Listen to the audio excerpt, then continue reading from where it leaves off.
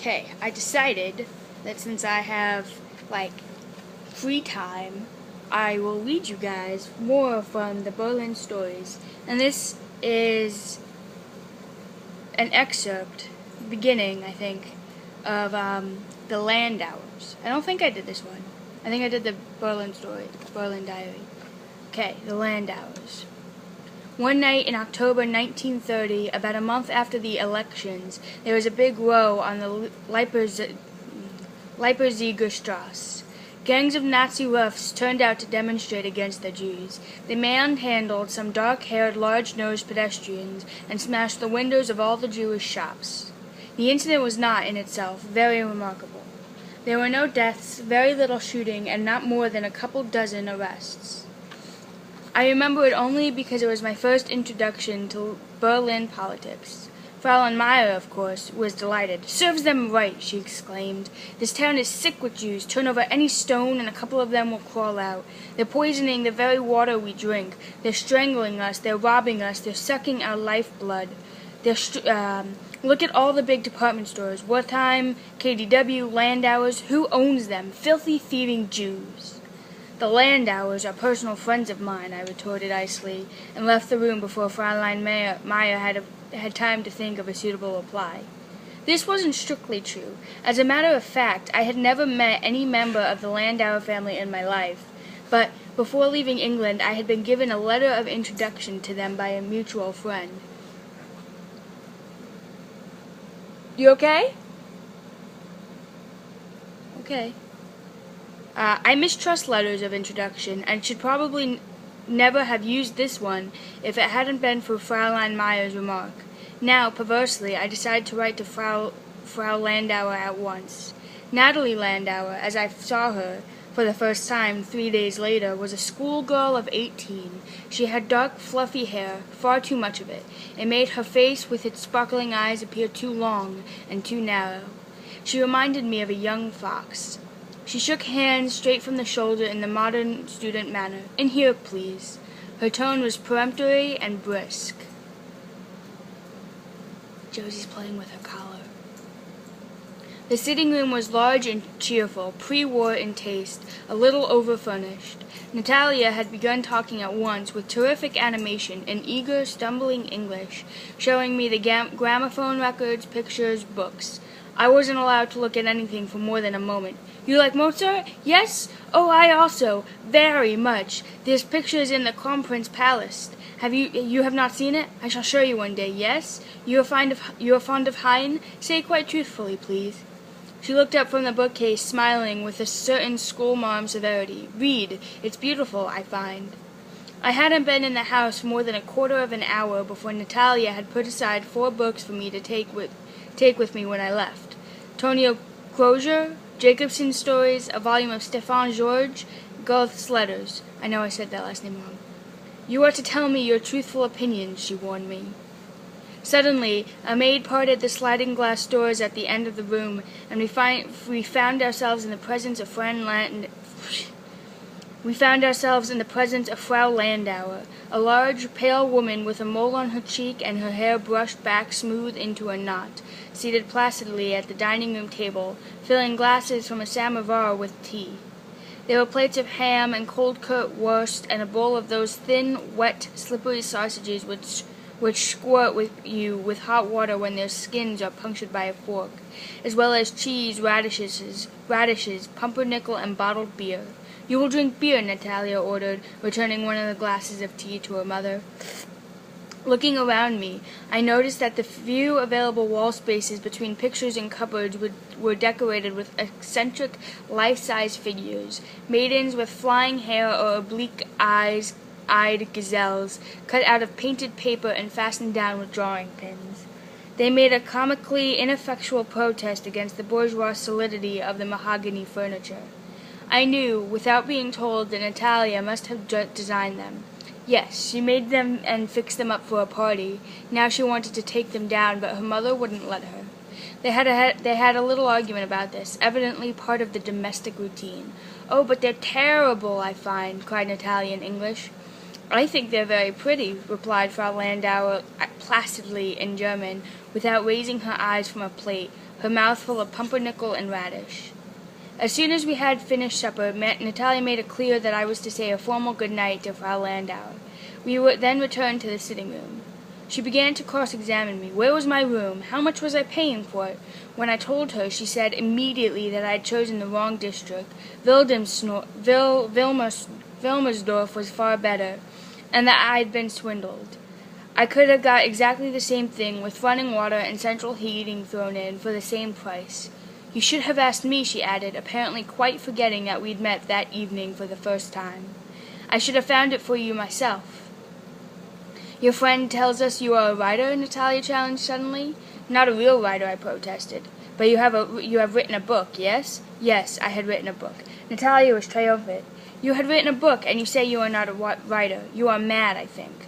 Then I had to tell her the whole history of All the Conspirators, why it had that title, what it was about, when it was published, and so forth. You will bring me a copy, please. I haven't got one, I told her with satisfaction, and it's out of print.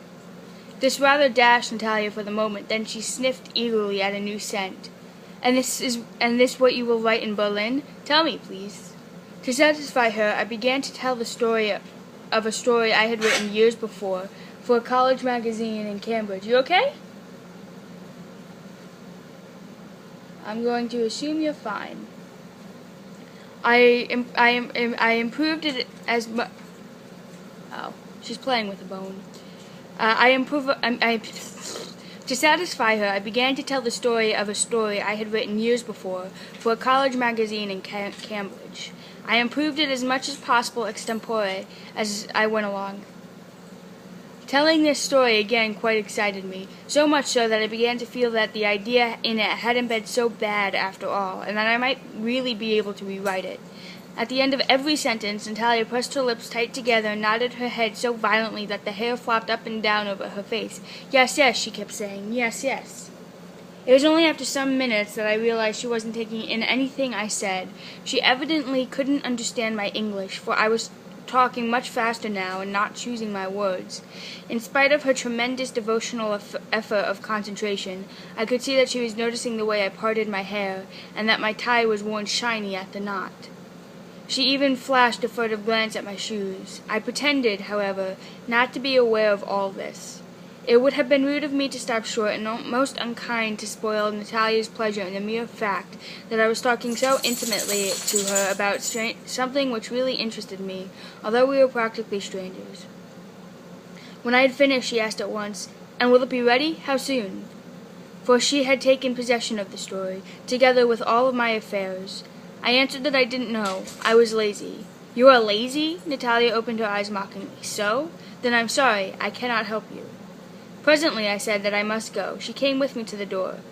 "And you will bring me this story soon," she persisted. "Yes. How soon?" "Next week," I feebly promised. It was a fortnight before I called on the Landauers again. After dinner, when Frau Landauer had left the room, Natalia informed me that we were going to go to the cinema together. Together to the cinema. "We are the guests of my mother." As we stood up to go, she suddenly grabbed 2 apples and an orange from the sideboard and stuffed them into my pockets. She had evidently made up her mind that I was suffering from undernourishment. I protested weakly. "When you say another word, I am angry," she warned me. "And you have brought it?" she asked as we were leaving the house. Knowing perfectly well that she meant the story, I made my voice as innocent as I could. "Brought what?" "You know, what you promise." "I don't remember promising anything." "Don't remember?" Natalia laughed scornfully. "Then I'm sorry. I can't help you." By the time we got to the cinema, she had forgiven me, however. The big film was a patent. Natalia remarked severely, "You do not like this kind of film, I think? It isn't something clever enough for you?" I denied that I only liked clever films, but she was skeptical. "Good, we shall see." All through the film she kept glancing at me to see if I was laughing. At first I laughed exaggeratedly. Then, getting tired of this, I stopped laughing altogether. Natalia got more and more impatient with me. Towards the end of the film, she even began to nudge me at moments when I should laugh. No sooner were the lights up than she pounced. "You see, I was right. You didn't like it, no?" "I liked it very much indeed." "Oh, yes, I believe, and now you say truthfully."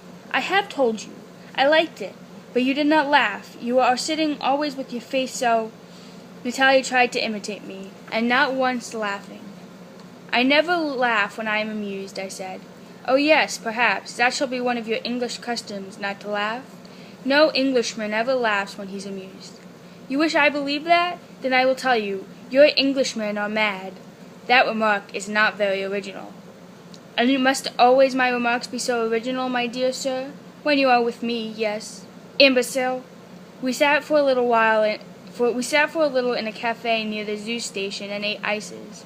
The ices were lumpy and tasted slightly of potato. Suddenly, Natalia began to talk about her parents. "I do not understand what this modern books mean when they say the mother and father must always have a quarrel with the children. You know, it would be impossible that I can have a quarrel with my parents. Impossible." Natalia looked hard at me to see whether I believed this. I nodded. "Absolutely impossible," she repeated solemnly, "because I know that my father and my mother love me, and so they are thinking always not of themselves but of what is for me the best. My mother, you know, she is not strong. She is having sometimes the most terrible headaches, and then, of course, I cannot leave her alone. Very often I would like to go out to a cinema or theatre or concert, and my mother, she say nothing, but I look at her and see that she is not well, and so I say, 'No, I have changed my mind. I will not go.' But never it happens that she say one word about the pain she has suffered. Never. When next I called on the Landauers, I spent 2 marks 50 on roses for Natalia's mother. It was worth it. Never once did Frau Landauer have a headache on an evening when I proposed going out with Natalia. My father will always that I have the best of everything. My father will always that I say, 'My parents are rich. I do not need to think for money.'" Natalia sighed. "But I am different than this. I await always that the worst will come. I know how things are in Germany today, and suddenly it can be that my father lose all. You know, that has happened once already. Before the war, my father has had a big factory in Posen. The war comes, and my father has to go. Tomorrow it can be the same. It can be here the same. But my father, he is such a man that to him it is equal. He can start with 1 pfennig and work until he gets all back. And that is why," Natalia went on, "I wish to leave school and begin to learn something useful, that I can win my bread. I cannot know how long my parents have money. My father will that I make my arbiter and go to the university, but now I will speak with him and ask if I cannot go to Paris and study art. If I can draw and paint, I could perhaps make my life, and also I will learn cookery. Do you know that I cannot cook? Not the simplest thing. Neither can I. For a man that is not so important, I find, but a girl must be prepared for all. If I want," added Natalia earnestly, "I shall go away with the man I love, and I shall live with him. Even if we cannot become married, it will not matter. Then I must say to do all for myself, you understand? It is not enough to say, 'I have made my arbiter. I have my degree at the university.' He will answer, 'Please, where is my dinner?'" There was a pause. "You are not shocked at what I say just now?" asked Natalia suddenly, "that I would live with a man without that we were married?" Yes. "No, of course not. Do not misunderstand me, please. I do not admirate the woman who is always going from one man to another. That is all so," Natalia made a gesture of distaste, "so degenerated, I find. You don't think that women should be allowed to change their minds?" "I do not know. I do not understand such questions, but it is degenerated. I saw her home. Natalia had a trick of leading you right up onto the doorstep, and then, with extraordinary rapidity, shaking hands, whisking into the house, and slamming the door in your face. 'You ring me up? Next week? Yes?' I can hear her voice now. And then the door slammed, and she was gone without waiting for an answer."